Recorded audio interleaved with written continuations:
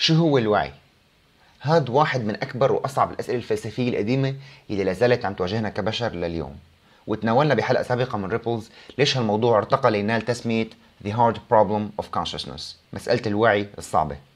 ومع الاعتراف بأننا لسه ما فهمنا علميا بالتفصيل كيف بيشتغل الوعي، لكن الإجماع عموما بين علماء الأعصاب هو أن الوعي ناتج عن عمل الدماغ. ببساطة لأنه هن بيعرفوا أنه إذا في جزء من دماغك صار له شيء، مثلا تم تخريبه أو نزعه أو تخديره، فتصرفاتك رح تتغير، وغالبا هالتغير رح يكون بشكل قابل للتوقع، ما يشير لأنه دماغك هو أساس وعيك.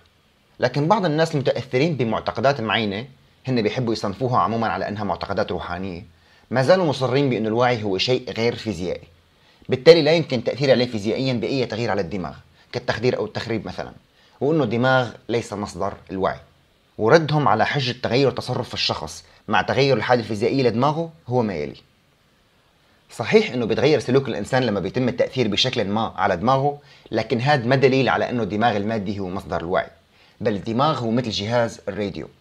صحيح نحن بنسمع الموسيقى منه، لكن لا يعني هالشي انه الراديو هو مصدر الموسيقى، بل هو مجرد مستقبل للإشارة، والإشارة هون بتمثل الوعي الحقيقي غير الفيزيائي. فلما نحن بنخرب جزء معين بالراديو وبالتالي بتصير الموسيقى تصدر عنه بشكل مشوه او بنشاز او بتتوقف تماما، هالشي ما بيعني انه الإشارة ما بقى موجودة، بل انه ببساطة المستقبل تبعه ما بقى عم يقوم بعمله على اكمل وجه. للوهلة الاولى تبدو هالحجة قوية، لكن تعالوا نتعمق بهالادعاء شوي. اذا كان وعيي وفقا لهالتشبيه بيمثل الإشارة، ودماغي هو مجرد جهاز راديو بيستقبل الإشارة ليعرض الموسيقى، ليش لما بكون انا تحت اثر تخدير من اي نوع وعيي بيتغير؟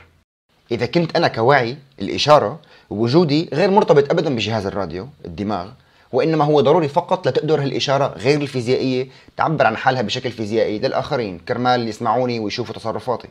وفقا لهالادعاء، ليش لما بصير شيء لدماغي حتى أنا من منظوري الذاتي كواعي عم أتأثر؟ لو كان هالادعاء محق، لكانت تجربتي الذاتية وإحساسي ككيان غير فيزيائي واعي ضل حاضر بمعزل عن حالة دماغي الفيزيائية، وعلى الرغم من أي تغير بيحصل له. لكن كلنا بنعرف انه ما هذا اللي بيصير.